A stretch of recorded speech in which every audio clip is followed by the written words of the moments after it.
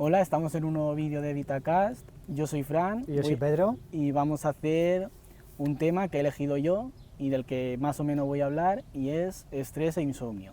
Todo esto viene porque yo desde hace unos 5 años empecé a leer mucho e investigar, pues porque tenía problemas de insomnio, y hasta que no descubrí que la raíz de eso era que tenía un nivel alto de estrés, pues no pude corregirlo. Así que pues vamos a hablar sobre esto y en todo lo que podamos ayudar y que os sea útil, pues perfecto. Vale, y nada, yo voy a ser el entrevistador, le voy a hacer unas preguntas a Fran, ¿vale? Y nada, empezamos con la entrevista. Venga.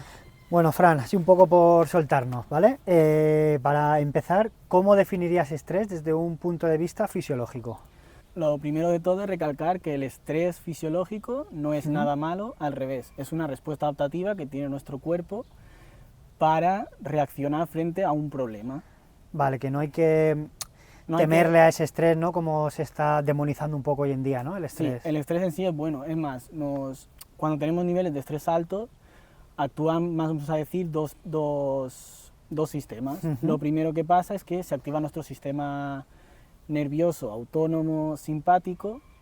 Para que nos enfoquemos, el sistema nervioso se divide en sistema nervioso somático y el sistema nervioso autónomo. El somático, vamos a decir, que regula los músculos de los cuales somos conscientes, pues el brazo, las piernas, vamos a andar y tal. Ese es el somático.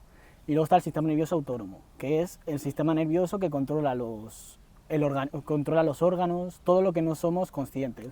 Entonces, en este hay otros dos tipos, que es el sistema nervioso autónomo simpático y el parasimpático. El simpático es el que se enchufa para cuando estamos en situaciones de peligro, de alerta, de estrés, claro, de alerta, es el que te activa.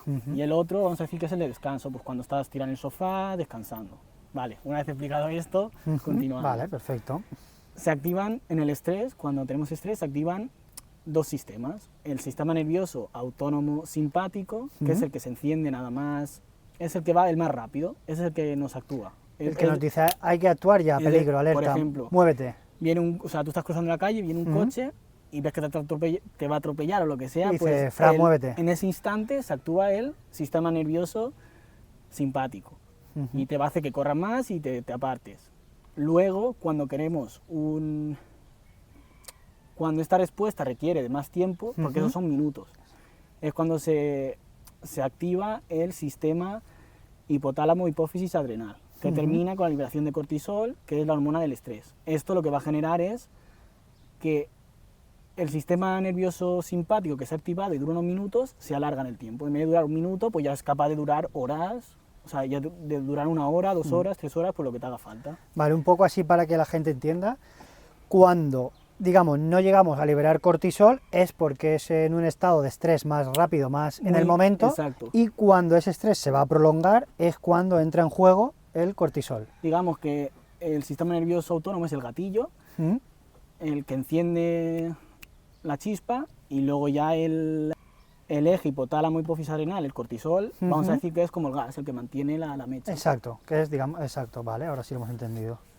Perfecto. Vale, entonces, una vez que pasa todo esto, pues tanto el cortisol como el sistema nervioso autónomo nos va a conferir, por ejemplo, a nivel de los bronquiolos, una dilatación de los bronquios, pues mayor capacidad respiratoria, pues nos va a venir súper bien. Aumenta la frecuencia cardíaca, la presión arterial.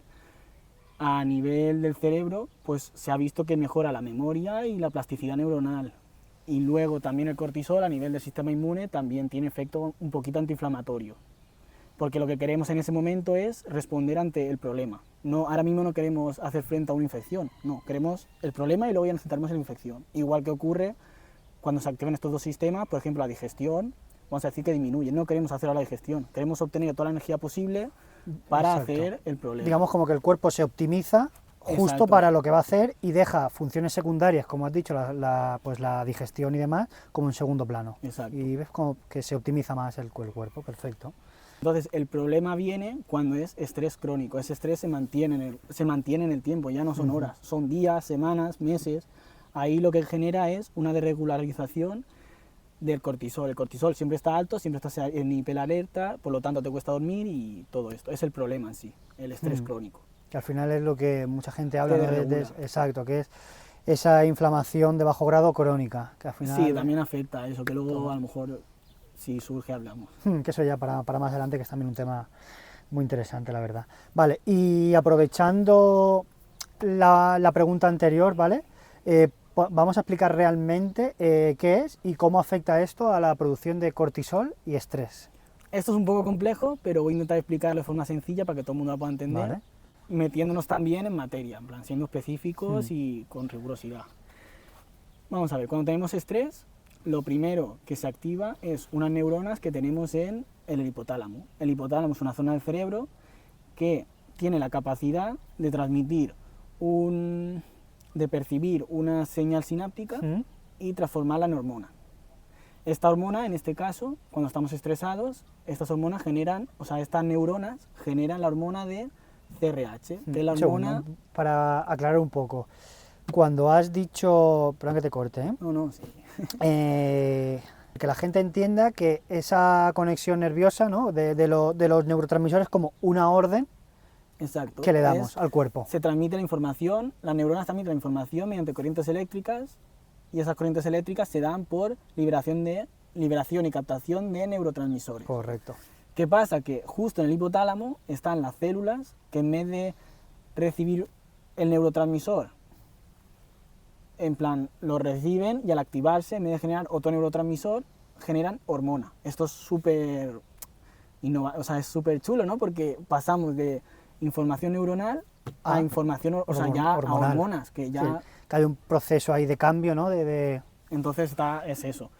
Entonces lo que genera cuando hay estrés, estas células del hipotálamo, estas neuronas del hipotálamo se activan y genera la hormona liberadora de corticotropina, que es CRH, es la abreviatura. Además, que esta se habla menos, que se produce también la vasopresina. Esta como que potencia la acción de la CRH. Vale, se sinergian uno con la otra. Vale. Entonces, una vez que tenemos la CRH, esto es una hormona, pero viaja a la hipófisis. Más concretamente a la adenohipófisis, porque la hipófisis es una glándula que se encuentra justo debajo del hipotálamo, entonces el recorrido de la CRH es muy poquito, y lo que hace esta hipófisis, esta glándula, se divide en dos. La adenohipófisis, que depende siempre del hipotálamo, o sea, de la hormona precursora, depende siempre la adenohipófisis. Y luego está la hipófisis posterior, que vamos a decir que estaba por libre, no depende del hipotálamo. O sea, esta también genera hormonas, pero la genera por sí sola, no hace falta un precursor del hipotálamo. Exacto, que va como por su cuenta. Exacto. Vale, un poco para que la gente entienda, la hipófisis y el hipotálamo son, digamos, como los dos mandamases del cuerpo humano, por así donde decirlo. Se generan todas las hormonas, todas no, pero... La mayoría. Exacto. ¿Vale? Que digamos como son los dos que más mandan. Sí. ¿Vale? Entonces, una vez que tenemos la CRH que interactúa en la adenohipófisis, se genera la ACTH, que es la corticotropina, ahora sí. Esta corticotropina se libera al sistema circulatorio y viaja hacia las glándulas suprarrenales, que son, como su nombre indica, pues unas glándulas que hay encima de los riñones, y esta es la que sí, una vez llega la ACTH, genera el cortisol. Y ya pues el cortisol genera, por lo que hemos dicho antes, aumenta todo. Vale. Luego, ¿qué pasa cuando es un estrés crónico? Que el cortisol actúa con un mecanismo que se dice feedback negativo. El cortisol tiene sus propios receptores en prácticamente todas las células de nuestro cuerpo, que son lo que se dice los receptores de glucocorticoides. ¿Qué ocurre? Que cuando se mantiene en el tiempo unas concentraciones altas de cortisol, vamos a decir que estos receptores se hacen resistentes al cortisol. Esto ocurre, ¿qué pasa? Que si de normal, al haber mucho cortisol, el propio cortisol reduce la cantidad de cortisol, pues ahora, si se hace resistente, no le va a dar esa señal de negatividad, por decirlo así. O sea, se hace resistente, entonces esto va a provocar un nivel estable de cortisol, y claro, no queremos eso, el cortisol tiene que ser picos, porque exacto, que es para en momentos que lo necesitamos. Si está estable, pues es un problema. Claro, porque es como digamos que nuestro propio cuerpo no hace caso cuando dice cortisol. Bájalo. Exacto, bájalo. Es el propio cortisol el que dice bájalo, cuando hay mucha cantidad. Correcto. Es raro de entender, sí, pero un poco yo creo para que se entienda, y cuando hablas de esa resistencia es pues Eso mismo, que se mantiene y ni sube ni baja, Exacto. que no fluctúa. Nosotros necesitamos que baje y suba, pues por ejemplo, por la noche Correcto. necesitamos dormir. Si no baja, es ahí el insomnio, que ahora explicaremos seguramente. Y pues nada, pasamos a la siguiente pregunta. Y aprovechando que ya hemos sacado el tema, ¿vale? Me gustaría un poco explicar qué relación hay entre los niveles de cortisol y la melatonina, que es lo que estamos hablando del tema del sueño, cuando el cortisol no baja y se mantiene ahí Vale. linealmente, que no ni baja ni sube a la hora del sueño. O sea, como hemos explicado, el cortisol, ya lo hemos explicado que tiene subidas y bajadas. Cuando te despiertas es el pico de cortisol. O sea, normalmente pues por la mañana tienes el pico de cortisol y eso hace que te levantes. Y por la noche, cuando tú estás yendo a dormir, tienes el pico de melatonina. Esto es importante saberlo porque vamos a decir que son hormonas totalmente contrarias. Y además una inhibe a la otra, que es lo que me estás preguntando. Entonces, del cortisol ya hemos visto su proceso de formación, y la melatonina, aunque también empieza en el sistema nervioso central, en el cerebro, actúa en otra glándula. En la glándula donde se genera donde se forma esta melatonina es en la glándula pineal.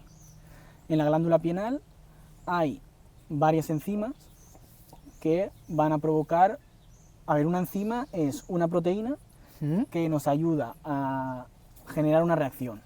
Por ejemplo, tenemos un compuesto y lo queremos transformar en otro. Por sí solo no se puede. Se necesita una enzima, que es esta proteína, que va a ayudar a que esta reacción se dé en nuestro organismo. Entonces, gracias a estas enzimas, partimos del triptófano. Toda la melatonina, como hay gente que ya esto sí que le suena de algunos suplementos y tal, del triptófano se genera la melatonina, pero hay muchas cosas por en medio. O sea, primero tenemos el triptófano y con una enzima se convierte en un precursor, que es el 5-HTP. Y luego del 5-HTP pasa a la serotonina. La serotonina pues también es un neurotransmisor típico de la felicidad. Y luego a partir de la serotonina hay otra enzima, que esta sí que es importante porque la enzima se dice enzima ANAT, es una abreviatura. Ahora mismo el nombre entero no me... La enzima ANAT, esta solo funciona cuando hay oscuridad. Entonces cuando hay oscuridad se produce un aumento de la síntesis de esta enzima. Entonces esta enzima aumenta su producción en la glándula pineal y además se vuelve más estable. Por lo tanto se degrada menos y encima hay más producción. Al haber un aumento de esta enzima, pues hay un aumento de la producción de melatonina, que esto es cuando empieza por la noche y va más, hasta por la noche ya tenemos el pico. Cuando hay luz, pues no se genera esta producción y encima la NAT está muy inestable, fácilmente se degrada. Aunque se produzca, que no se suele producir mucho, encima se degrada muy rápido. Por lo tanto, no hay paso de serotonina a melatonina. Nos quedamos por el día en la serotonina. ¿Cómo hace nuestro cuerpo, no? Porque esto es curioso también. ¿Cómo se regula, no? Para decir, ¿Cómo hace nuestro cuerpo? O sea, ¿cómo hace esta enzima para detectar si hay oscuridad? Exacto, para regular lo que es el ciclo de día-noche. Y esto es curioso porque en la retina, en los ojos, en la retina, tenemos unas células que captan la luz, que también reaccionan a la luz blanca y a la luz, que esto luego hablaremos porque hace que se desregule también. Las pantallas, ¿no? Exacto. Entonces... Luces azules. Sí, entonces la luz, o sea, mira los niveles de luz. La retina va al núcleo suprasmático, que es un punto en el cerebro también, el sistema nervioso central, que vamos a decir que es como nuestro reloj interno. Es el que activa o desactiva funciones dependiendo si es de día, de noche, o vamos siempre a la misma hora al aseo, por ejemplo. Es quien nos mantiene regulados, es quien le dice al resto de organismo en qué parte del día nos encontramos. Entonces, el núcleo suprasmático, pues mediante el sistema nervioso, mientras las neuronas van enviando señales y va a la glándula pineal. Y ya aquí, pues ya sabe esta enzima si es de día o de noche y ya pues se produce o no la melatonina. Es curioso, la verdad, ¿no? Sí. De cómo, ¿no?, el propio cuerpo con la luz regula... A mí me parece muy curioso, ¿no? Porque como una enzima que es como una proteína es capaz de... De decir, ahora estamos en modo día y ahora estamos en modo noche. Perfecto. No sé si he contestado la pregunta, pero sí, creo que me he ido un poco a la rama, pero... No, pero sí, yo creo que ha quedado claro, ¿no? Un poco lo que es los pasos que hay desde que estamos en esa fase de preinducción al sueño hasta que hay sueño y sobre todo... Al final me parece importante explicar las dos vertientes, ¿no? por qué se sintetiza, claro, cómo se sintetiza, que muchas veces te dicen la melatonina y tal, pero no te explican si más exacto, lo que es el mecanismo de acción y el por qué, ¿no? De decir, tomo melatonina, pero ¿por qué la tomas y para qué y qué realmente está haciendo en tu cuerpo? O el típico kiwi, siempre te dicen que te tomes un kiwi antes de ir a dormir porque tiene mucho triptófano, entonces por la noche al estar la NAD, ese triptófano se va a convertir en melatonina. Es como curioso, no sé. Y una vez, ¿vale?, que hemos explicado lo que es el mecanismo por el cual se produce el estrés crónico, ¿sí? ¿Cuáles son los síntomas iniciales de una persona que empieza a tener una desregularización de los niveles de cortisol? Vale, es decir, cuando una persona empieza a tener como niveles con el cortisol muy alto, exacto. Pues principalmente lo podemos notar, cuando más se empieza a notar es por la noche. Quizás nos cuesta más dormir o nos dormimos bien pero nos despertamos por la noche o tenemos sueños muy intensos, porque el tener sueños intensos muchas veces decimos, eso es que llega a la fase REM. No, el tener sueños intensos no siempre es así. Entonces podemos tener sueños intensos, también nos dormimos bien, dormimos nuestras 8 horas, pero sentimos que ese sueño no ha sido reparador, porque no hemos llegado a las fases profundas, no haber niveles adecuados ni de melatonina ni de cortisol, uno bajo y otro alto. Luego, ya más entrando más a detalle, pues quizás a lo mejor estás tumbado en la cama y te notas la frecuencia cardíaca muy acelerada, o sea, te encuentras que tu corazón va muy rápido, o como que lo escuchas, ¿no? Hay veces que como que se escucha, tú estás quieto y notas el pam, pam, pam, porque, vamos a decir, la contractibilidad del corazón va muy fuerte, también es un síntoma. Y luego ya, pues, si va más, pues ya empiezan a tener la ansiedad, que es un estrés pues, más que te paraliza. Pero más o menos los principales síntomas es eso. Luego también lo que a todo el mundo le pasa, ¿no? Hay mucha gente que está estresada y luego justamente a la semana de tener un examen o algo que se está estresado, ¡pum!, te viene el herpes, que es el típico... el herpes labial. Pues ¿por qué? Porque te bajan las defensas y al bajarte las defensas se produce pues o mayores infecciones, ya sea o por virus o por otro tipo de infecciones a nivel respiratorio. A lo mejor te dura más esa infección, no tienes tantas, pero lo que normalmente te dura 2 días te dura 5, o más grave. Y esto es porque el cortisol, no sé si lo he nombrado antes, también tiene receptores de glucocorticoides en el sistema inmune, en las células del sistema inmune. Exacto. Entonces, lo que produce es menor capacidad de reaccionar a virus, porque cuando se junta el cortisol y el glucocorticoide, tiene un efecto, vamos a decir, inhibitorio como antiinflamatorio, sobre todo a nivel de algunas células que están especializadas en detectar virus y algunos tipos de cáncer, por eso el cáncer está relacionado también con el estrés. Que eso es también un tema que da para otro vídeo. Entonces cuando lo mantienes estable, vamos a decir que estamos como en inmunosupresión. Exacto. Entonces esto va a hacer que no reacciones bien a ciertos tipos de... Como que estamos como retrayendo nuestro propio sistema inmune.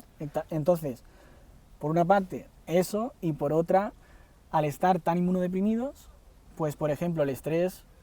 Somos más susceptibles a todo, ¿no? Claro, te regula la microbiota intestinal, todo. Entonces, al desregularte todo eso, también hay una inflamación de bajo grado que también es contradictorio porque es como que te provoca una inmunosupresión, pero por otro lado también te genera una pequeña inflamación a bajo grado que ya lo veremos a lo mejor en otro vídeo porque es tema largo, te puede ir haciendo daño poco a poco esa inflamación de bajo grado que se dice. Es curioso. Claro, porque que la gente entienda que decir, la inflamación también es buena porque es una respuesta inmune que da pues, el propio cuerpo cuando quiere combatir algo que se inflama para modo de protección y regenerar.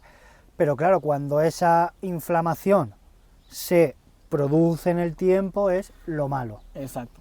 Entonces, un poco diferenciar que no toda la inflamación es mala, es decir, la inflamación es buena, pero en su cierto punto, ¿no? Sí. Es decir, no prolongada. Entonces, para que hagamos una idea, el cortisol lo que provoca es una inmunosupresión a largo plazo, que esto es lo que nos hace enfermar antes. Luego ya explicaremos en otro vídeo. Tanto lo que es enfermar y que cada vez se está hablando más, envejeces antes. También, a nivel de lo que es antiedad, también como que te oxidas más. Sí. A nivel de antioxidante, tú no estás... Claro, la inflamación viene de esos radicales libres que... Vale, pasamos a la siguiente pregunta. Al final vamos por las ramas. Sí, no, por eso lo tenemos aquí bien estructurado, si no podemos hablar de todo. Es que como muchas cosas se relacionan entre ellas y al final es difícil solo centrarte en Claro. una cosa.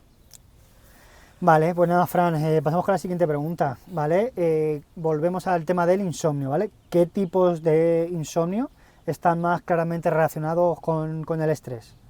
O Sí. si el insomnio se representa siempre de la misma forma. Vale, el insomnio, vamos a decir que hay varios tipos de insomnio.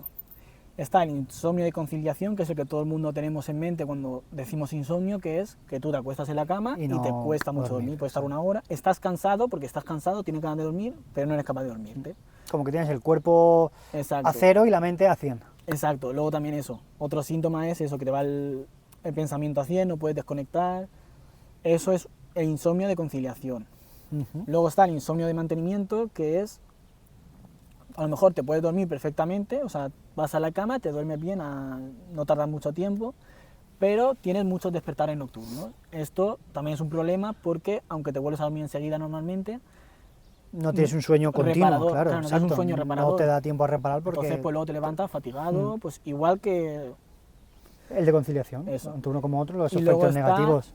el insomnio del despertar. O sea, tú a lo mejor te duermes bien, pero ¿qué pasa? Que a lo mejor te despiertas a las 6 de la mañana, a las 4 de la mañana y ya no puedes volver a dormirte. Eso también genera un problema porque en vez de dormirte tus 8 horas, pues a lo mejor duermes 4 y no puedes dormir, estás cansado pero no puedes dormirte.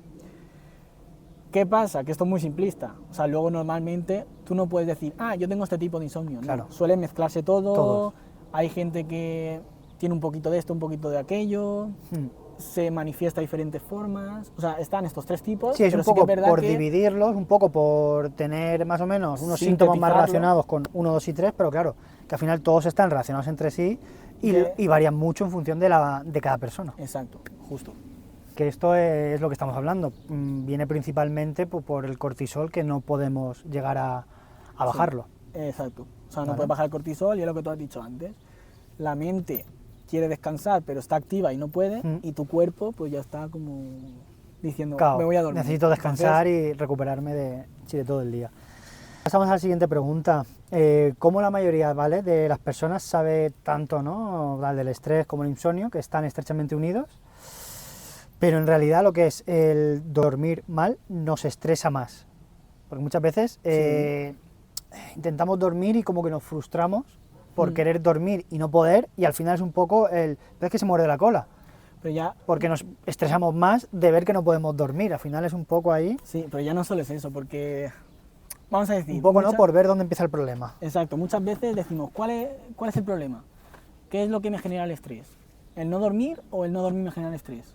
Pues al final, da igual dónde empieces, que siempre vas a llegar al mismo sitio. En plan, da igual si no duermes bien te va a generar estrés. Y el estrés te va a generar que no duermes. Por lo tanto, da igual por dónde empieces, que se va a hacer un círculo vicioso y no vas a poder salir de ahí si no intentas tratarlo y darte cuenta, ¿no? Que al final lo que cuesta, darte cuenta de lo que está pasando. Entonces, por ejemplo, si empieza con el estrés, pues lo que hemos estado hablando durante todo el vídeo, aumenta el cortisol, no puedes dormir, al tener el cortisol elevado por las noches, la melatonina no se sintetiza y no puedes conciliar el sueño. Sí, porque a nosotros nos pasa mucho en el trabajo, porque de hecho a veces lo hemos hablado, que viene gente que está muy estresada porque quiere dormir y no puede. Quiere decir, se pone más nerviosa de ver que quiere dormir y no puede. Entonces es un poco al final lo que Sí, estamos hablando, que es ese luego- círculo vicioso que dices, es que claro, si quiero relajarme para poder dormir, pero claro, veo que intento dormir y no puedo, pues entonces me pongo nerviosa porque veo que no puedo dormir. Sí, te agobias. Claro. Y luego hemos explicado, o sea, primero el estrés puede provocar insomnio, que es lo que hemos estado hablando de todo el vídeo, y luego el insomnio te puede generar estrés, ya no solo por lo que estás comentando de que tú mismo te fustigas diciendo, joder, ¿cómo no puedo dormir? Tal, sino que también tú, por ejemplo, cuando no duermes bien, sueles tener más reactividad emocional, o sea, cosas que normalmente no te afectan, Más te irascible, afectan más. claro. Está- Eres más sensible, eres más sensible a ciertas cosas. Entonces quizá algo que en un día normal no te afecta, ese día justo te afecta un poco más. Si esto se mantiene en el tiempo, que estás durmiendo mal, quizá pues porque te has ido de vacaciones y estás durmiendo en un sitio que no es tu sitio, o sea, no es tu casa, o hace mucho calor, o hay mucho ruido por una sobra, o por lo que sea, pues eso poco a poco te va también siendo más susceptible a que problemas normales, que normalmente no te dan estrés ni nada, Sí, te que provocan en esa condiciones, ansiedad. en condiciones normales tú no reaccionarías de esa manera Exacto. y entonces, debido a en el estado de estrés en el que te encuentras, estás como muy irascible y de pequeños Sí. granos de arena formamos montañas. Y luego también que al lo que tú decías, haber estado esa noche intentando dormir, que no puedes y tal, tu cortisol basal, o sea, tu cortisol al empezar el día es mucho más alto que si duermes bien, porque Claro. al final toda esa noche has estado estresado por no dormir. Entonces partimos de que tu cortisol al principio del día ya es más alto de lo normal y encima Lo que potenciamos. lo potenciamos como que no somos capaces de reaccionar bien frente a diferentes problemas que normalmente actuaríamos Correcto. bien. Sí, es como que llevamos ya de base el estrés, perdón, lo que es ese cortisol acumulado de la noche que no ha bajado, más el pico fisiológico Exacto. que tenemos en la mañana. Entonces va subiendo día a día. Entonces es como que al final, exacto, llega un momento en que vamos... Y es eso, al final da igual por dónde vayas, que una cosa te va a dar a la otra, porque luego te va subiendo el estrés te va subiendo el insomnio, y el insomnio te va haciendo más reactivo, te va subiendo el estrés, y se vuelve un que no puedes salir de ahí. se van alimentando unos a otros, al final es el pez y se muerde la cola. Y ahora, volviendo a lo que estamos hablando de quiero dormir y no puedo, lo que es a nivel mental, ¿no? Esa ansiedad que nos da por no poder dormir, ¿por qué el estrés mental, ¿vale?, puede ser tan disruptivo como el estrés físico? Es decir, tanto uno como otro. Porque yo creo que muchas veces es más estrés mental que estrés físico como tal, a la hora de coger el sueño. Justo. Pero bueno, por la sociedad en la que vivimos también un poco, ¿no? De estrés de nuestro día a día. Me gusta más esta pregunta porque yo, por ejemplo, no creo que estén igual. O sea, sinceramente creo que el estrés mental hoy en día perjudica más que el estrés físico, porque el estrés físico, con estrés físico me refiero, pues tienes un problema, yo qué sé... Mucha carga laboral, Mucha ¿no? carga laboral, no sabía cómo decirlo. Entonces, tienes mucha carga laboral, lo intentas hacer, estás en ese momento muy agobiado porque tienes muchas cosas que hacer, pero luego una vez que termina tu jornada, desconectas y ya está. Eso, lo bueno es que durante ese periodo vas a estar muy estresado, el problema es cuando te lo llevas a casa, cuando no puedes dejar de pensar en ese problema, mañana, ¿qué va a pasar? Entonces, ¿qué pasa? Que el cuerpo no es capaz de distinguir entre un problema real y un problema que tu mente está sintetizando, o sea, no es capaz de decir, o sea, él toma igual algo físico, algo real, que un pensamiento, o sí, una creencia, un pensamiento. Exacto, digamos que de una situación que hay que gestionar, por X motivo crea un problema de eso, cuando es simplemente una situación que hay que gestionarla pues de una manera diferente a otra, y de eso crea un problema, cuando realmente no es un problema real, sino es una situación no resuelta. Exacto, crea un problema y tu cuerpo, o sea, tu cerebro no sabe diferenciar entre un pensamiento y algo real. Por lo tanto, el estrés te va a subir igual. Al ser un pensamiento, va a estar siempre ahí, no termina, porque tú estás ahí dando de rumbo. Entonces, para mí, creo que es más perjudicial porque no vas a ser capaz de bajar tu nivel de estrés, porque siempre estás pensando en lo mismo. Y ese pensamiento por sí solo ya te genera ese estrés. Es la diferencia que yo veo. Que al final, si sabes controlarlo, cuando termina baja, pero una vez que ya entra el pensamiento y estás todo el rato dándole rumbo a la cabeza... Sí, cuesta mucho, porque no es lo mismo el estrés físico, que tú haces ese esfuerzo físico, que es un estrés para el cuerpo, lo que es a nivel más físico, pero claro, tú terminas ese estrés físico, es decir, por ejemplo, ese esfuerzo, y ya está, y paras. Pero lo que es a nivel mental es como tú dices, si has tenido un problema, al final sigue en la cabeza, no se termina de ir, y lo vas arrastrando durante todo el día, incluso meses, semanas, meses... Pasamos con la siguiente pregunta, porque hoy en día, ¿no?, parece que dormimos peor que nunca. Es decir, ¿realmente esto es cierto?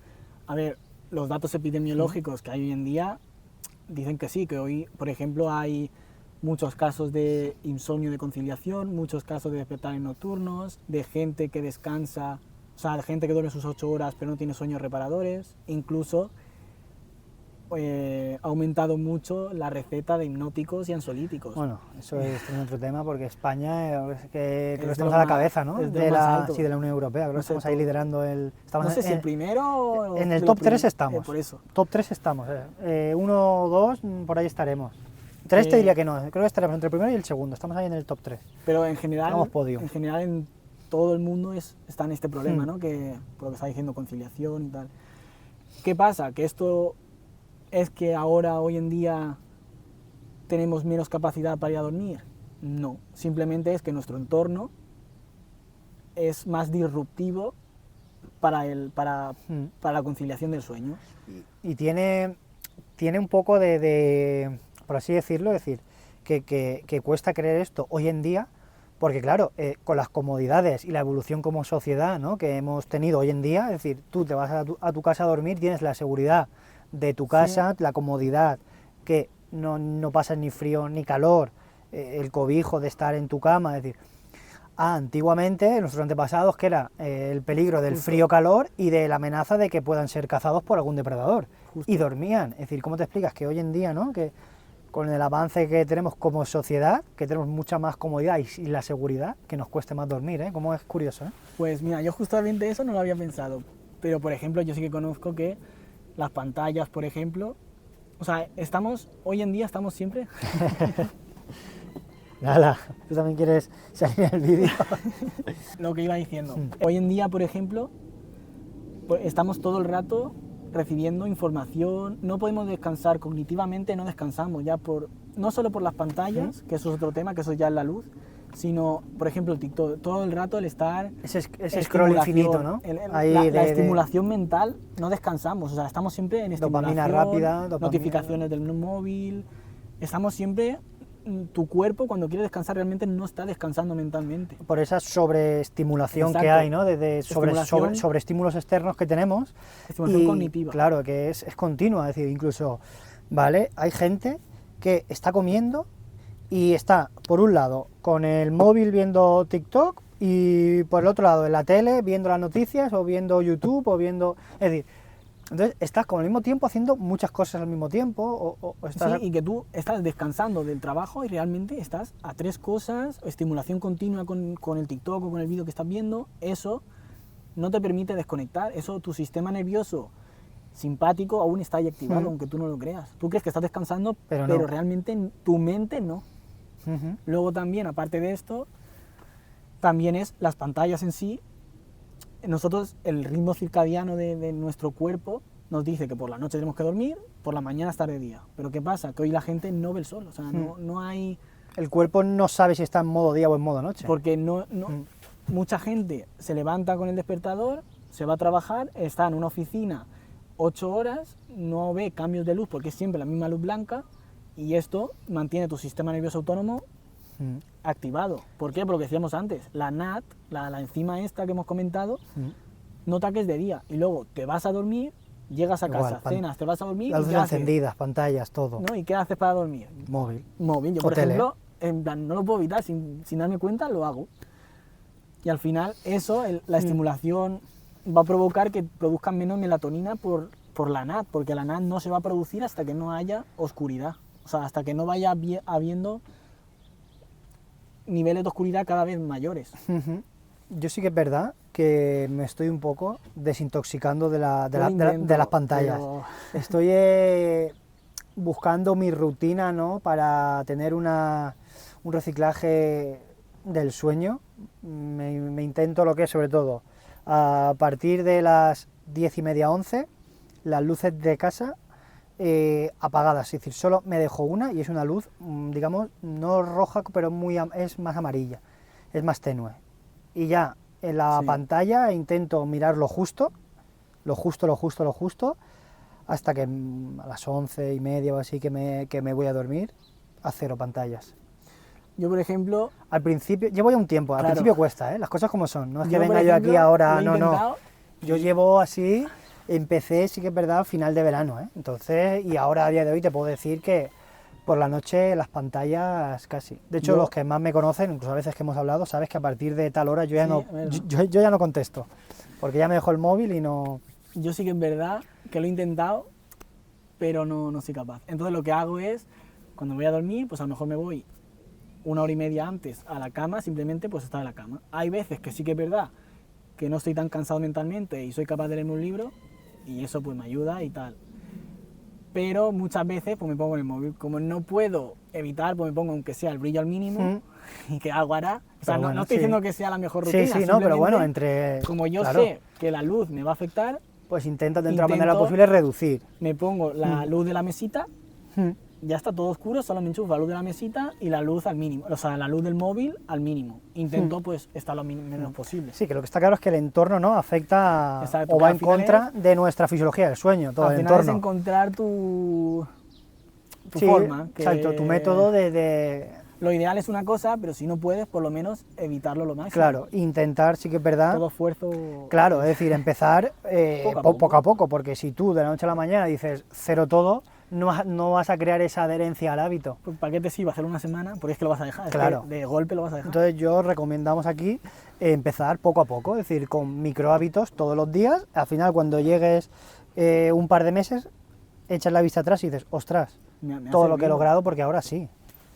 Y a lo mejor ni te has dado cuenta del proceso. Correcto, Simplemente exacto. estás bajando un poquito, luego...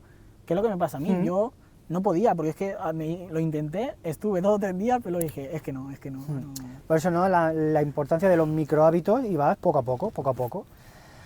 La siguiente pregunta, ¿vale? ¿Cómo el estrés y la falta de sueño afectan al buen funcionamiento de nuestro sistema inmune? Que es lo que hemos dado unas pinceladas anteriormente con el tema de ese estrés, el tema de los herpes, lo que es Sí, una infección yo vírica, creo que bacteriana. Ya lo hemos hablado, o sea, más a fondo, como hemos comentado, están los receptores del cortisol, Mm, se une el cortisol a estas células del sistema inmune y lo que produce es, por ejemplo, las células encargadas que decíamos antes de detectar infecciones, pues son más las natural killer mm, y los linfocitos T. Los linfocitos T, al aumentar el cortisol y entrar en los receptores, lo que se provoca es una disminución de su diferenciación, porque los linfocitos T vienen de una célula madre ujú. que a partir de ahí se diferencia el linfocito T, el linfocito B y luego el linfocito T pues también tiene varias. Digamos que hay menos producción del linfocito T, que son las que se encargan encargadas de del sistema infecciones víricas, de la respuesta adaptativa. Y las natural killer. Las natural killer no es que se produzca menos, simplemente es que pierden su capacidad de detectar virus en células. Normalmente son muy exactas y funcionan súper bien. Sí, como muy sensibles Pero a cuando esa infección. Claro, pero cuando hay cortisol y inflamación de bajo grado, se vuelven más, se despistan más. por Exacto, decirlo como que así. pierden esa sensibilidad ya. Exacto, entonces pues el virus se va reproduciendo. Luego también se ha visto que en moléculas, vamos a decir que tú para tener una infección, vamos a decir que todas las células del sistema inmune van a ese sitio, localmente van a ese sitio y van a ayudar a que se dé la inflamación y se dé una reacción para controlar Correcto. esa infección o ese daño. Ujú. Para eso necesitamos unas moléculas de adhesión, que es lo que se dice. Estas moléculas de adhesión permiten que cuando pase por el sistema circulatorio el linfocito, el macrófago, que son células del sistema inmune, se puedan quedar ahí, se peguen. Exacto, como que se adhieran a donde está Entonces, al haber menos- esa señal de alerta. Al haber menos moléculas de estas, vamos a decir que pasan de largo. Por lo tanto, menos capacidad de reacción a un estímulo tenemos. exacto. Eso vamos a decir que son, en grandes rasgos, aunque parezca que no, lo que pasa, porque hay muchas cosas. Yo creo que ya ya nos ha quedado un poco claro, ¿no?, de lo que es tema sueño, estrés, inflamación, funcionamiento, ¿no? un poco lo que es el funcionamiento a nivel general, ¿vale? Nos ha quedado claro.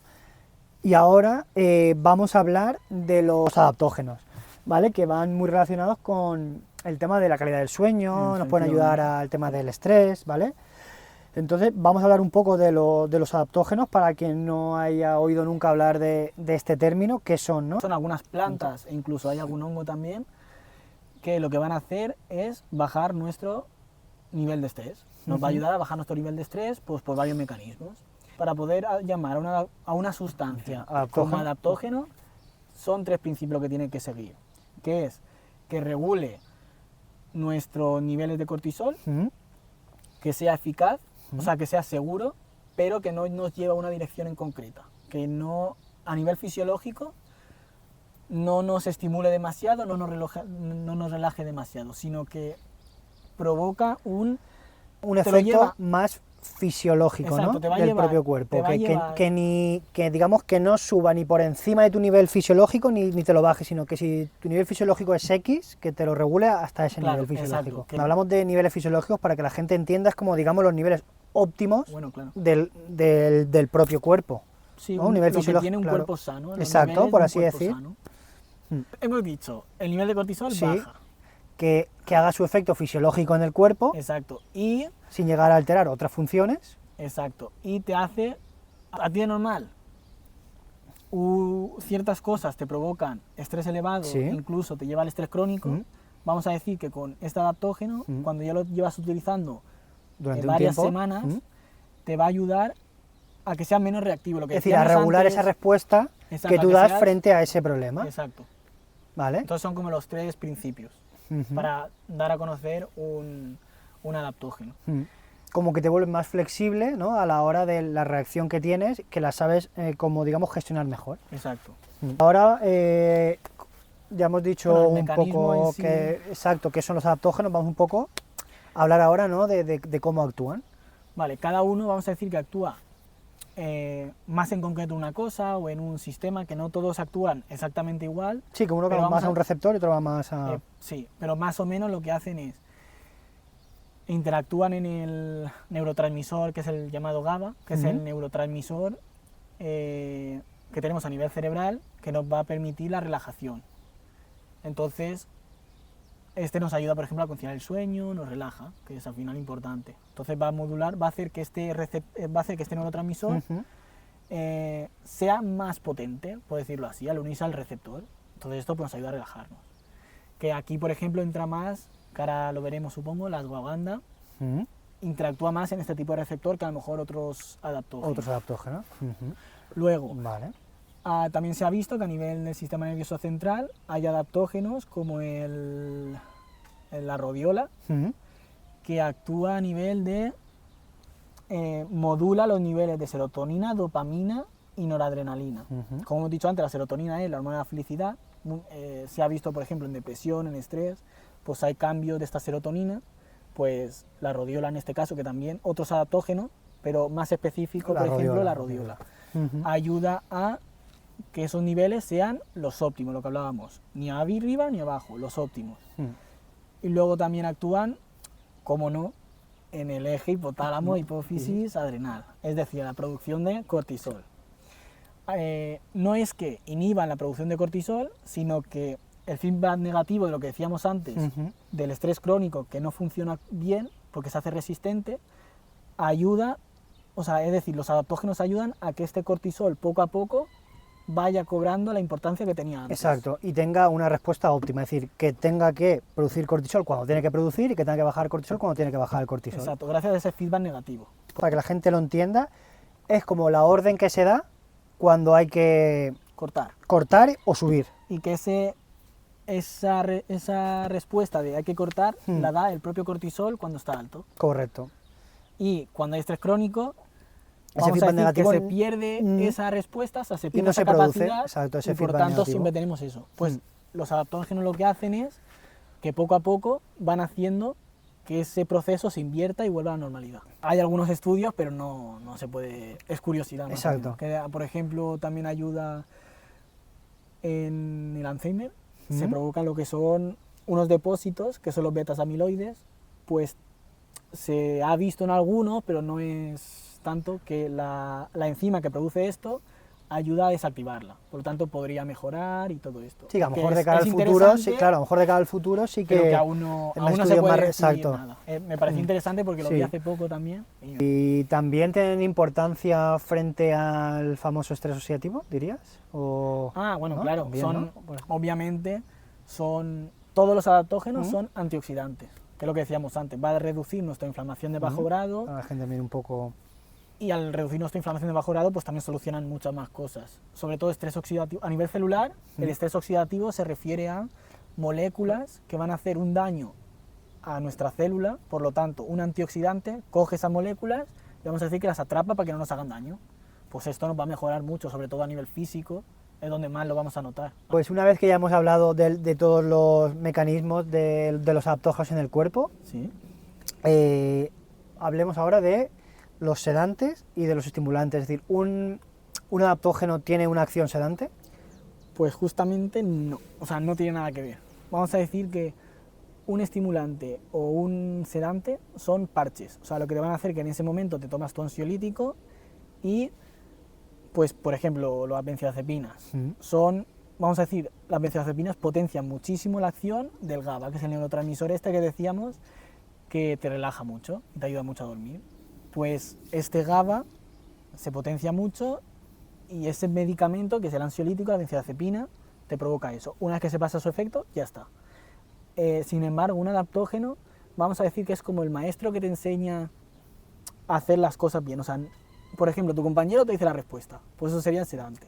Y el profesor es el que te guía día a día. Sin atajos, te dice, este es el camino correcto. Claro, entonces, el adaptógeno en el cuerpo lo que va a hacer es modular esta reacción poco a poco para que tú, sin necesidad de cosas externas, seas capaz de relajarte. Por sí solo, ¿no? Que tu cuerpo sea por sí solo capaz de autorregularse. Un ansiolítico simplemente te lo tomas, da su efecto porque es una molécula que te da el efecto y luego se termina la acción y ya está. Y tú vuelves al estado en el que estabas antes. Exacto. Que por lo cual es como bien has dicho, un parche. Un parche, porque no te va a tratar el problema realmente. Exacto. Porque si tú tienes una mala gestión de las emociones o del estrés, eso te va a hacer efecto en el momento. Luego vas a seguir igual. Y un estimulante igual. Si, por ejemplo, tienes fatiga crónica, fatiga del estrés, tienes fatiga porque también puede producirse, el estimulante pues te va a ayudar, pero luego te va a dar el bajón, como la cafeína y como todo. Claro, que incluso eso, por ejemplo, ¿no? Hablando un poco de los estimulantes con las bebidas energéticas, ¿qué pasa? Que mucha gente es adicta a esas bebidas porque en su día a día están agotados, se lo toman en el momento, te da ese subidón, pero luego esa bajada es más drástica. Claro, te hace pues resistente también.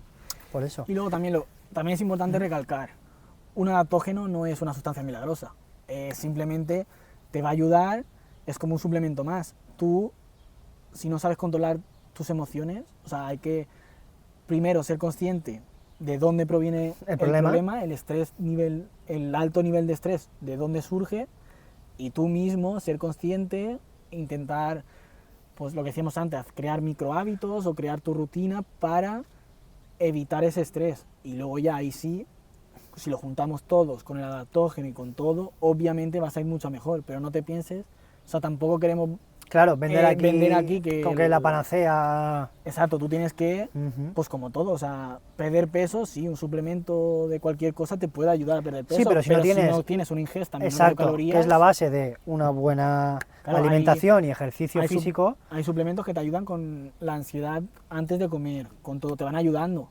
Pero si a ti te da igual y sigues comiendo una ingesta, o sea, te va a ayudar. Que no pienses que, vale, me tomo la pastilla y ya me va a quitar a cero las ganas de comerme una pizza. Exacto, que ayuda mucho porque hay estudios y hemos visto que ayuda muchísimo, pero hay que ser un poco racional. También tiene que ser uno consciente de decir, vale, me voy a enfocar en esto y una vez que ya estoy en ese proceso, pues me tomo mi adaptógeno porque me va a servir de ayuda en este proceso. Claro. Pero claro, quien tiene que cambiar primero es uno mismo. Claro, o sea, tienes que ser consciente de que... Claro, pero sí que es verdad que son muy buenas ayudas. Exacto. ¿Vale?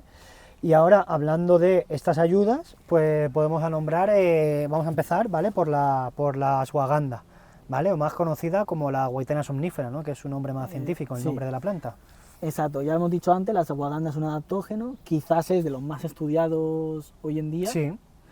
Es de los más moduladores de hormonas. Es el que creo que es el que más a nivel hormonal te regula. Por lo tanto, la ashwagandha es especialmente efectivo para gente con ansiedad, estrés crónico de ya meses o incluso años.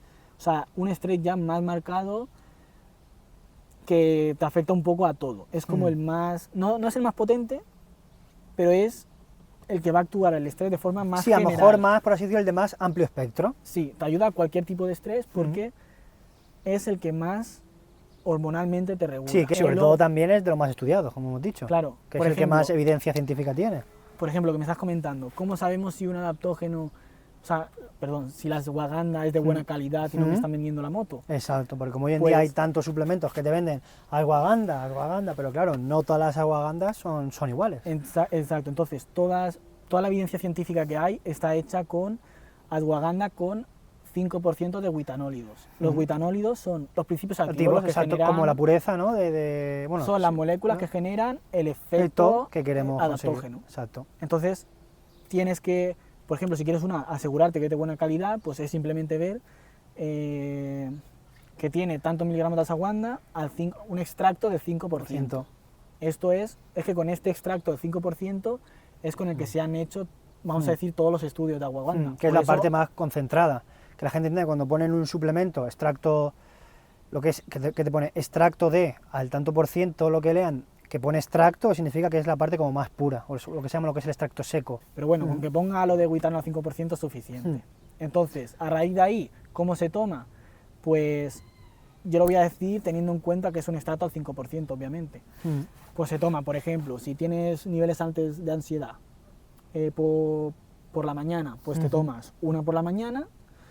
Y si luego con eso no es suficiente, normalmente Eso te voy a decir, digo, ¿cuál dosis, es lo que es una dosis diaria aproximadamente? Las pastillas de ashwagandha suelen ser de 300 miligramos, lo normal. Entonces, pues es una dosis de 300 miligramos, que en este caso es pues una pastilla por la mañana. Si te levantas con esa ansiedad que te levanta y nomás levantas te nota la ansiedad, pues te la tomas. Si dura todo el día, o sea, si esa ansiedad ya tienes tan marcada que incluso por la noche también te cuesta dormir, pues te tomas una por la mañana y otra por la noche. En este caso sería una dosis de 600 miligramos 2 veces al día, cada 12 horas. Si por ejemplo solo tienes insomnio, porque solo tienes insomnio, pues te tomas una por la noche. Una por la noche es suficiente. Hay gente que se toma 2, pero yo ya lo veo excesivo. Primero empezar poco a poco y yo creo que con eso, como que darle tiempo, buenos hábitos, exacto, que es lo que estábamos diciendo. También es importante cuando tú tomas algo, optimizar, claro, para poder optimizarlo al máximo. Exacto. Porque también hay que contar que porque tú te lo tomes no significa que se va a absorber bien. Ya que estás preocupado por tu más se suele absorber bien, pero sí que es verdad que hay ciertos estudios que dicen que si te tomas la ashwagandha con alimentos grasos, pues ya sea 2 o 3 nueces, un yogur, pues si lo tomas en el desayuno, pues tu tostada con aceite y por ejemplo un aguacate, pues se absorbe un poco mejor y te va a ayudar más. Y ahora que hemos terminado de hablar de cómo es mejor tomar la ashwagandha, ¿vale? ¿Qué otros adaptógenos hay? La rodiola es un adaptógeno que también tiene muy buena evidencia, pero esta, a diferencia de la ashwagandha, se ha visto en varios estudios que actúa mucho mejor ante esta neblina, fatiga mental. O sea, vamos a decir que es como el adaptógeno de la mente. Es el que más nos va a regular a nivel mental. ¿Por qué se debe esto? Porque, como he explicado antes, los adaptógenos actúan en algunos neurotransmisores. La ashwagandha se centraba más en el GABA, pues la rodiola, sus principios activos, se centran más en regular nuestros neurotransmisores de serotonina, que es el neurotransmisor de la felicidad. Cuando estás contento y tal, pues hay altos niveles de serotonina. Y además, también serotonina pasa a melatonina, o sea que puede ser también... es serotonina, dopamina, que la dopamina es el neurotransmisor que nos motiva a hacer cosas, que nos impulsa a hacer las cosas, nos motiva, y la noradrenalina. Entonces, ¿para qué personas es especialmente bueno más indicado este adaptógeno? La rodiola, pues sobre todo para gente, pues por ejemplo que tiene un examen y no puede concentrarse, en tema de estudios o en el trabajo que no es capaz de mantener el foco en un sitio. Sí, un trabajo que a lo mejor que te exige mucha claridad mental y enfoque mental y no tienes... O lo tipo que alguien te está hablando y no eres capaz de concentrarte y a veces ni sabes qué te ha dicho y has intentado esforzarte todo lo máximo, pero no te entra. Pues a ese tipo de personas, ¿no? Que mentalmente están pasados, o sea, no estás quemado, o sea, no retienes, cosas así, fatiga mental. Vale. Y a la hora de comprar un adaptógeno como es la rodiola, ¿en qué nos tenemos que fijar y cuál sería la toma? La rodiola, los principios activos de lo que hablaba son rosabinas y salirósidos. Estos dos tipos de compuestos son los que le confieren esta actividad adaptógena a la rodiola. Si no me equivoco, creo que era el 0,8% o sea, los estudios se han hecho con rodiola, un extracto de rodiola al 0,8%. Por lo tanto, si compramos este tipo de de suplemento con este extracto, pues nos aseguramos que realmente Que tenga ese porcentaje. que realmente es el que hay evidencia científica, Exacto. que esa dosis es la adecuada. ¿Cuál suele ser la dosis? Normalmente son cápsulas Sí. y vienen en 300 miligramos. Entonces la dosis sería, por ejemplo, para nivel de fatiga mental, que es más por la mañana y tal, pues te tomas una por la mañana. Si, por ejemplo, tu jornada laboral empieza por la tarde y tú necesitas estar más focus por la tarde, pues te lo tomas por la tarde. O alguien que está estudiando para exámenes.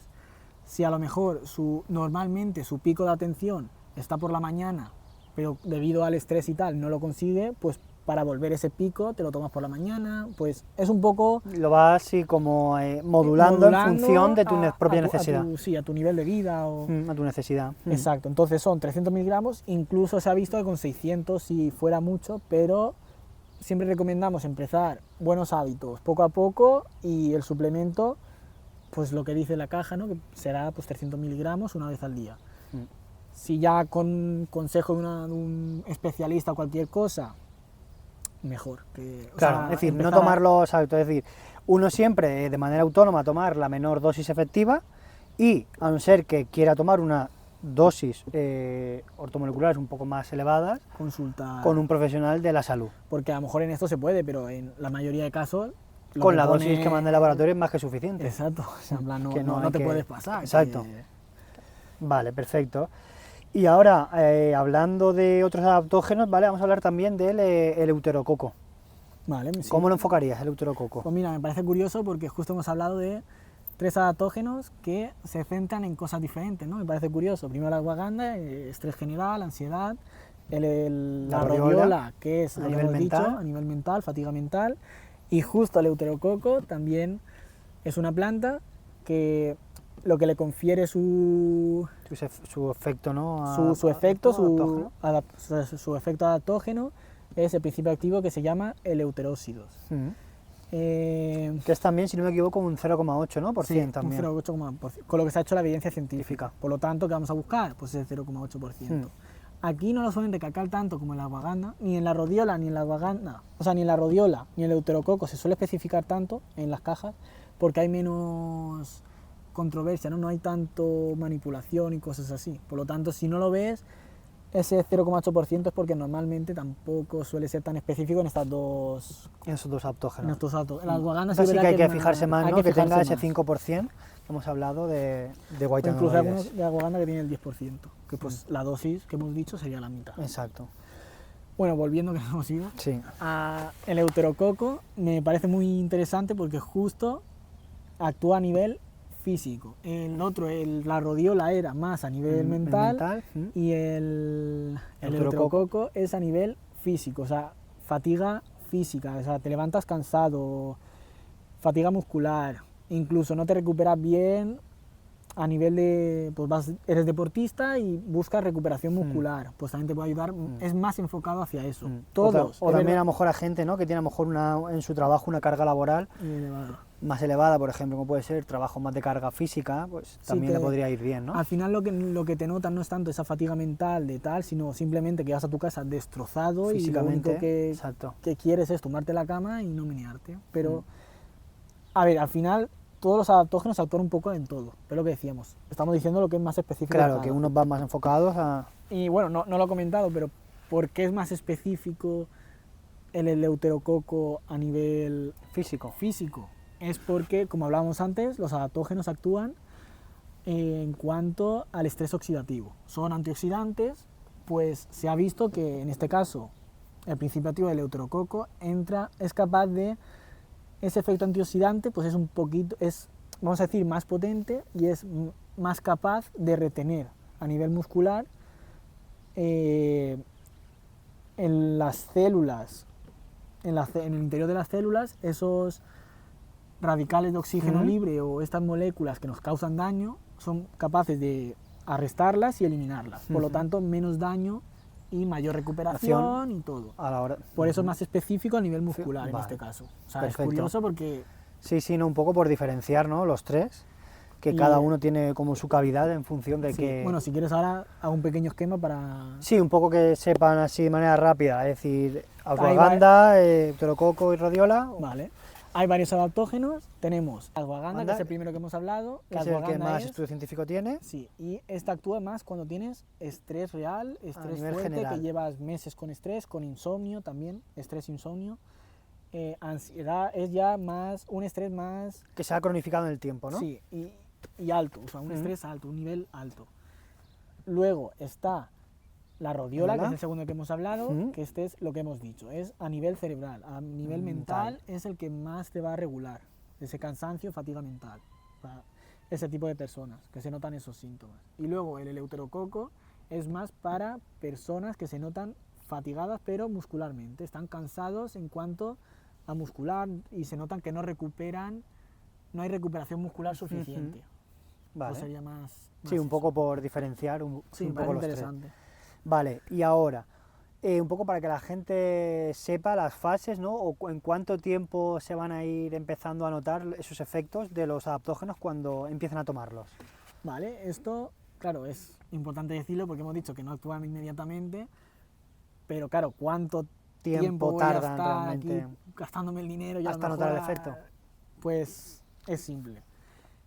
Se suele dividir, vamos a decir, son como 3 fases, que obviamente no es tan simplista, es un poco, cada uno va, pues va a su ritmo y dependiendo, o sea, varían muchas cosas, pero vamos a decir que de forma general está la primera fase, que te lo empiezas a tomar y es a partir de la primera semana, segunda semana, es cuando empiezan a notarse estos síntomas y es que a ti a lo mejor aún te cuesta conciliar el sueño, pero en vez de estar 1 hora intentando dormir, pues ya está 45 minutos, ya es algo. Te notas también que tu sueño, aunque sigas durmiendo tus 6 horas o 4 horas, que notas que es más reparador, es un sueño más reparador. También empiezas a notar que durante el día menos estrés, o sea, te van dando a lo mejor quizá menos estrés físico, son pequeñas cosas que igual hay gente que lo nota enseguida, pero hay gente que, por ejemplo, esta primera fase no la llega a encontrar demasiado, ¿no? No la nota, que puede ser. Luego la segunda fase es estos mismos síntomas que he dicho, pues se vuelven bastante más, los notas más. Por lo tanto, aquí mucha gente dice, mira, ya me está haciendo efecto la ashwagandha, que es a partir de las 2-4 semanas. Ahí es cuando empiezan a notarse este tipo de síntomas. Ahora ya es cuando... Ahora ya duermes mejor, el sueño realmente se te ha tranquilizado. Por ejemplo, si tu objetivo era el foco con la rodiola, ahora sí que notas el efecto de estoy concentrado, me noto mucho más concentrado, mucho más atento. En cuanto al eleuterococo, más activo, recuperación muscular, exacto, te notas que realmente ya no tienes agujeras después de ir al gimnasio o no te duran 4 días como antes. A nivel de estrés con la ashwagandha igual, te notas ya, sigues teniendo ese nivel de estrés, pero te lo notas mucho más bajo, mucho más tranquilo. Y ya... Por último, ¿no? En la última fase, donde más ya dices, ahora sí. Es a partir de las 6 semanas, que aquí ya están los síntomas anteriores, pero es que además tú mismo te notas más capaz de enfrentarte a problemas que antes te generaban mucho estrés. Ya no te notas que algo te afecta mucho. Sí, o sea, que ya notas como que te desborda ese problema y ahora como que lo sabes llevar, lo sabes reconducir. Que a lo mejor antes, exacto, o sea, eres más capaz de solucionarlo y que no te afecte tanto como antes. Por lo tanto, es lo que decíamos de los adaptógenos al principio del tema, ¿no? Que te ayudan a futuro, que era una de los principios, ¿no? Uno de los principios más importantes, el tercero era. Pues es eso. Vale, perfecto. Y ahora ya un poco que hemos hablado de todos los adaptógenos, de cómo tomarlos, en cuánto tiempo actúan y demás, un poco por despedir ya el vídeo, ¿vale? ¿Qué mensaje darías a la gente que nos está viendo y que lleva meses o incluso años sin poder dormir?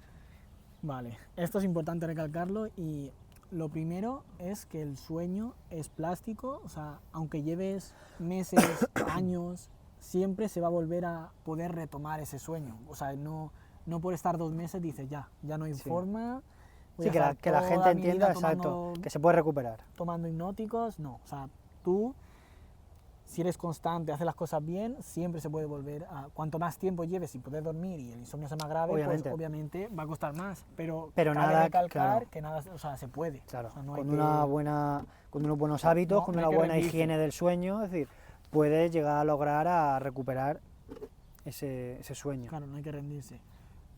Luego, otro tip, vamos a decir, que no hay que enfocarse en lo malo, sino simplemente si tú te pones a hacer tus hábitos, una buena higiene como decías, no centrarte en lo malo. Obviamente esto es un proceso muy, muy lento, o sea, si llevas tanto tiempo va a ser un proceso lento. Por lo tanto, si un día haces las cosas bien, pero resulta que luego te vas a dormir y aún estás esa hora sin poder dormir, no ofuscarte en decir, joder, llevo una Sí, hora, tú también quieres salir. llevo una hora sin poder dormir. Claro. No. Hay que enfocarse más en decir, bueno, hoy lo he hecho bien, aunque hoy no haya surgido efectos, si sigo así, voy a poder conseguir Crear esos que microhábitos. si no mañana, Exacto.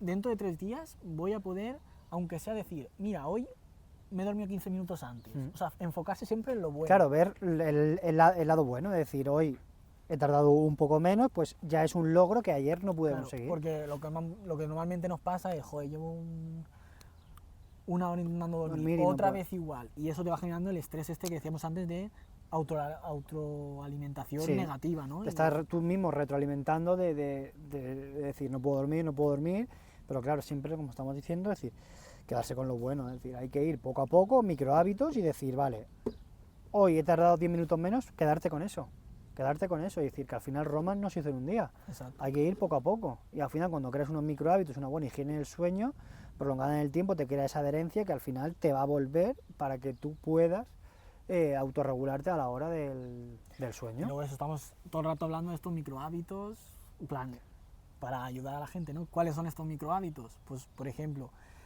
ponerte lo que decías antes, preparar el entorno para un sueño óptimo, para la conciliación. ¿Cuál es este entorno óptimo? Por lo que decías, parar la luz, por ejemplo, 2 horas antes, 1 hora y media antes de irte o más, Ir apagando exacto. las luces y Para- dejar, pues, cuanto menos Estímulos, luminosidad, exacto, menos mejor. estímulos, mejor. Porque esto que va a hacer, por lo que decíamos, ¿no? De la enzima ANAT, vas a empezar a producir melatonina Claro, poco que a el poco. cuerpo vaya entrando en modo noche, que vaya Claro. entendiendo que es hora de dormir y que Y se va a vaya... empezar a producir melatonina poco a poco para que cuando queramos dormir en dentro de 2 horas o 3 tengamos ese pico de melatonina que necesitamos. Y bajo el cortisol, obviamente. Luego, por ejemplo, también lo que ahora se está hablando mucho de que el kiwi tiene mucho triptófano, pues te puede ayudar a que te tomes un kiwi a lo mejor media hora, 45 minutos antes, te va a ayudar a que ese triptófano pase a melatonina. Igual que el kiwi, pues cualquier suplemento, siempre es importante, no lo que hace todo el mundo todo el mundo, lo que mucha gente hace cuando no te explica muy bien cómo tomar este suplemento para dormir, que es, me quiero dormir, quiero ir a dormir Y me lo tomo justo tomo. antes de irme a dormir. ¿Qué pasa? Que el efecto va a tardar. O sea, tú cuando te tomas un suplemento para dormir, que no tiene por qué ser un hipnótico, tarda en efecto. Normalmente Claro. lo recomendable es 45, una hora y media media, hora, sí. así. Por ejemplo, la melatonina, media hora, 45 minutos. A lo mejor bicilinato de magnesio, pues a lo mejor quizá un poquito más. exacto, una hora o así, dale. Pero exacto. siempre darle esa hora mínimo de media a 1 hora, siempre, más o menos. Porque esto, claro, vas a estar media hora hasta que te haga el efecto. De ahí la importancia de ir preparando todo a la hora de irnos a Entonces, dormir. importante, el suplemento que tengas que tomar, si lo necesitas, si crees que es conveniente, después de aplicar varios hábitos, siempre 45 minutos, 50 minutos antes de irte a la cama. Otra ¿qué nos cosa, las queda? pantallas. Ah, cierto. Igual que hemos Importante. dicho, bajar la luminosidad de lo que es del Importante. ambiente de la casa, no ponerte con el móvil, te vas a dormir, te tomas tu suplemento, has apagado todas las luces de tal, pero luego estás con el móvil a la máxima potencia posible, al final es lo mismo, no vas a poder... Y encima estás viendo TikTok, con un scroll estimulación- infinito que al final es estímulo. consciente que decíamos antes, pues eso tampoco te va a ayudar. Yo, por ejemplo... Es una buena higiene, ¿no? Hay que hacer Claro, una buena yo por higiene del ejemplo, sueño. sí que es verdad que me he acostumbrado por la noche a estar con el móvil, no lo puedo evitar. Yo, por ejemplo, lo que hago es, me paro las luces de la habitación y me pongo solo la mesita de noche. Pues ya he bajado. Y como no puedo evitarlo porque ya es costumbre y lo quiero corregir y estoy intentando corregirlo, pero sí que es verdad que hay veces que me puedo poner y me pongo a leer un libro pues esos días súper bien. Pero hay otros que no lo puedo evitar. Pues ahí, por ejemplo, intento ponerme el brillo del móvil al mínimo un poco. para que esa luminosidad pues interfiera Interfiera lo menos posible, porque ya sé que me va a interferir en el sueño. Pero Pero es que al final... reducir el daño. Sí, o sea, es reducir el daño, porque como no soy capaz de eliminarlo todo y hacerlo todo perfecto, por lo menos evitar todo No, lo o sea, al máximo final posible. tampoco se trata, ¿no?, de hacerlo todo perfecto, sino a veces cambiando pequeños hábitos, al final tú ya vas a conseguir Poco a esa poco, higiene del sueño. A lo mejor ni te das cuenta y lo consigues. Por eso que no es que decir tengo que hacerlo todo perfecto, no, sino ir empezando cada día, avanzando un poco, y cuando lleves 2, 3, 4 meses, echar la vista atrás y decir, ostras, he creado unos buenos hábitos de sueño y ahora es cuando ya realmente me puedo ir a dormir. Por ejemplo, intentar cuando vayas a dormir que la temperatura de la habitación sea la idónea, también te ayuda a dormir, obviamente. Es al final pequeñas cosas que si las juntas dices, ostras, pues he hecho bastante. Sí. Y realmente luego te ayuda. Entonces, más o menos, bueno, luego, importante la cena. Cierto, no hacer una cena muy copiosa e irte a dormir, sino cenas más ligeras y espaciadas de la hora que te vas a ir a dormir. Por eso. Que luego también hablaremos más adelante, si os gusta el tema, de la importancia de la crononutrición, que esto también da para un vídeo entero, sí. De la importancia de las horas en las que deberíamos de comer. Yo creo que más o menos ya hemos hablado así un poco de todo. De todos modos, cualquier tema que os interese nos lo podéis dejar bajo en comentarios y nada. Sí, que al final nos hemos traído este tema porque, por ejemplo, a mí es algo que yo sé que puedo hablar bastante, con rigurosidad, porque sí que es verdad que es un tema que me ha interesado y por lo que comentaba y entonces pues nosotros ahora tenemos visto varios temas que creemos que os van a gustar y que nosotros podemos aportar bastantes conocimientos. Entonces es eso, luego ya lo que nos iráis diciendo. Más adelante pues iremos haciendo algún vídeo relacionado. Y nosotros estamos encantados cuando más esto. Mejor, al final es un poco crear una pequeña comunidad entre todos. Así que si os suscribís y tal, pues nos ayudáis mucho. Un montón a ir creciendo. Que estamos empezando y viene bien un poquito de motivación. Y al final pues cuando mayor feedback tengamos por vuestra parte, también nosotros para de cara a un futuro podemos traer a referentes de algún tema que os interese, poder entrevistarlo aquí. Es lo que dijimos en esta presentación, ahora vamos a hacer esto porque estamos empezando. Claro, y entre nosotros pues vamos a ir sacando temas interesantes de los que tenemos cierto criterio, ¿no? Ahora creamos la base y luego ya cuando realmente venga la gente especialista exacto, es cuando ya indagamos más en materia. Y así que nada, nos vemos en el siguiente vídeo. Gracias.